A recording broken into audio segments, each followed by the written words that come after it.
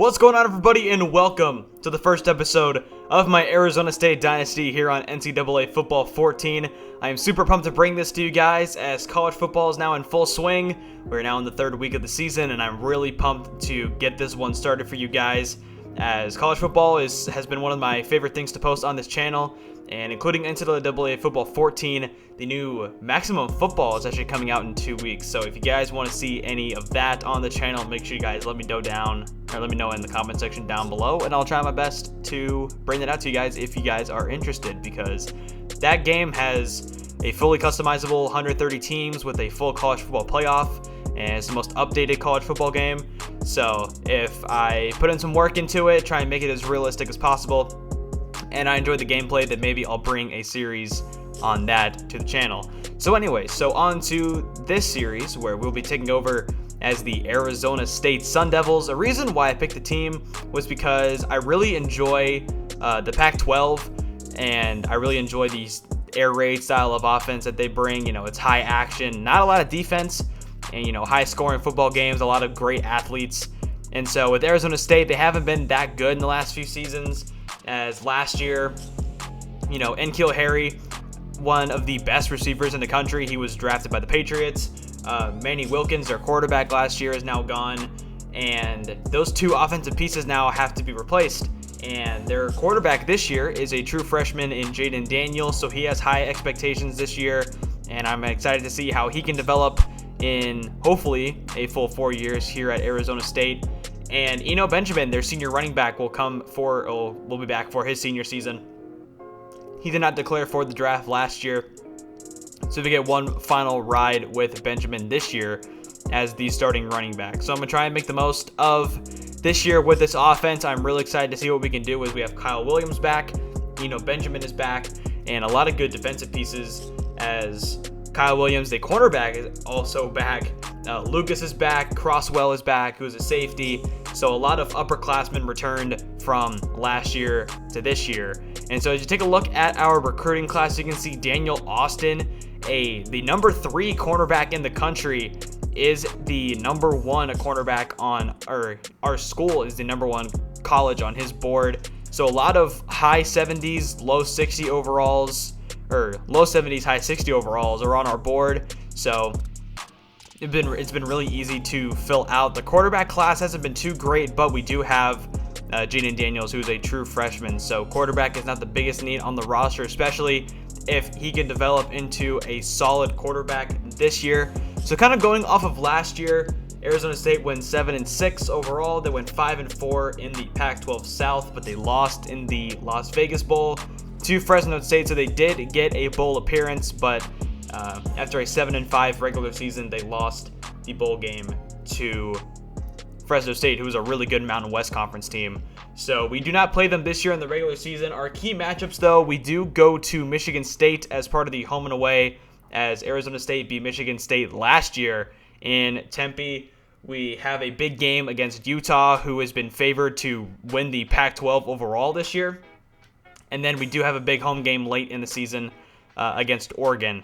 So we have a lot of ranked conference opponents: Utah, Oregon, and then Arizona usually gives us fits in that in-state rivalry.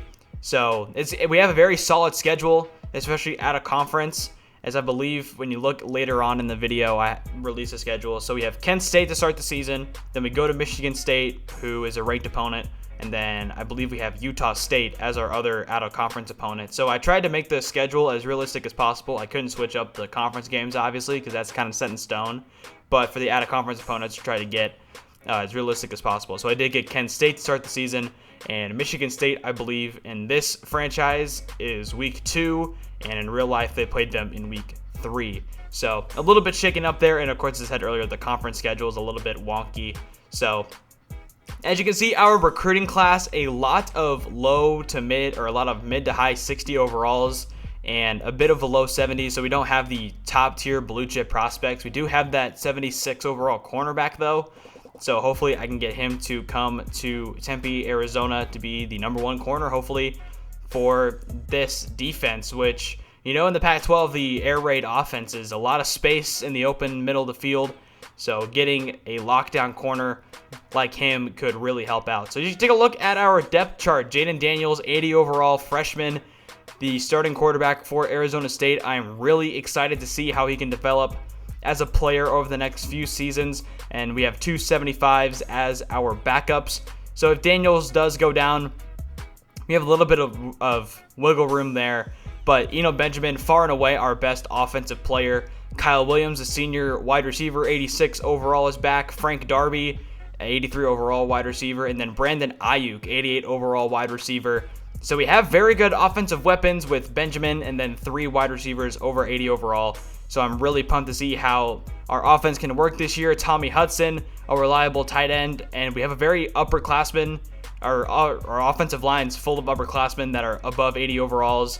So we got a lot of protection behind or in front of Jaden Daniels and Eno Benjamin. So lots of room to run and a lot of space to, kind of roam and complete this offense. So you can take a look at our defense. It's not that great. I had to actually fix a bunch of different positions because like right ends were playing defensive tackle and then defensive ends were playing outside linebacker. So I had to fix that one around a little bit, but our middle linebackers, or our linebackers in general, are pretty good. And then our secondary, especially our 2 deep backs, our free safety and strong safety, are very good. So we do have that good protection in the defensive backfield. So Robertson, our middle linebacker, I'm excited to see what he can do this year.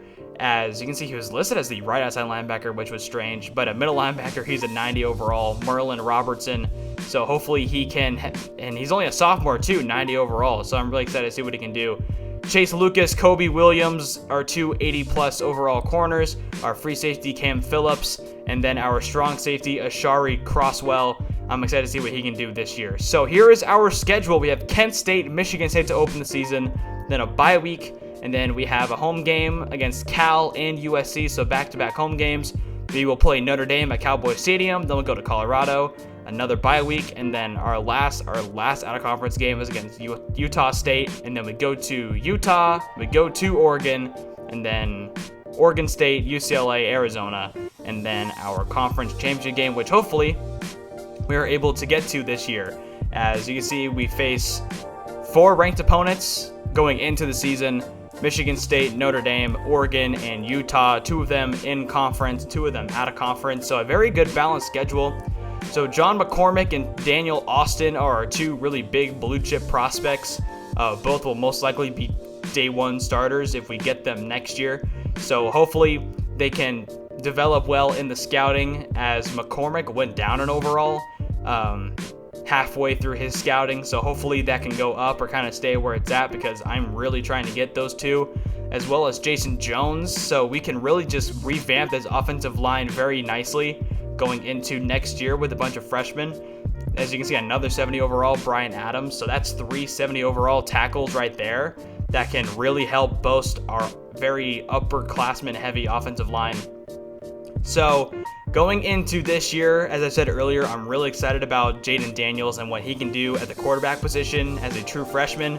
Not a lot of quarterbacks as a true freshman start for Arizona State, so Daniels is a nice opportunity here, especially, last year he didn't really expect to be the quarterback, and then Manny Wilkins leaves, and then this year a true freshman, and now he is the starting quarterback. So looking at our who we're going to put points into, JT Kidd is a quarterback that I'm trying to get on the board, or that I'm trying to get onto the team next year as a backup, because I like his throw accuracy skills. His speed isn't there quite yet, but I'm trying my best to try and get Tim Anderson. He is the highest running back on the board, and Eno Benjamin, as I said, coming back for his senior year, so he will not be back after this year. So we're going to have a big spot to fill going into next year at running back. A whole bunch of wide receivers in the high 60s and low 70s were on our board. 89 speed Sean Nelson, and then Sam Caldwell looks like a very reliable receiver as well. Adam White with 87 speed, 88 acceleration. So we focus a lot on the offensive players in this part of our scouting. As you can see, John McCormick, 75 overall. Adam Avery, a 70 overall. Jason Jones, a 72. And Brian Adams, a 70. That's 4 70 overall plus tackles that we could potentially get for our offensive line next year. And that could be very key because Daniels, and against these Pac-12 defenses, which have very good defensive lines like Utah and Oregon, it's going to be key to have the protection up front. So having good depth on the offensive line next year is going to really help. So sorry if I was kind of rambling on in this video. Whenever I do an intro to a franchise, I really just kind of ramble on about the same thing. So here's a preview of our game next week against Kent State. Obviously, us being the much better team, Kirk Herbstreit has us favored for next week. So that'll be out sometime later on in the next few days. Sorry about the inconsistent uploading. I was busy with school this week. So hope you guys enjoyed the video. If you did, make sure you guys hit that like button and subscribe if you're new down below. Hit the like button if you enjoyed the video, and I will see you guys next time.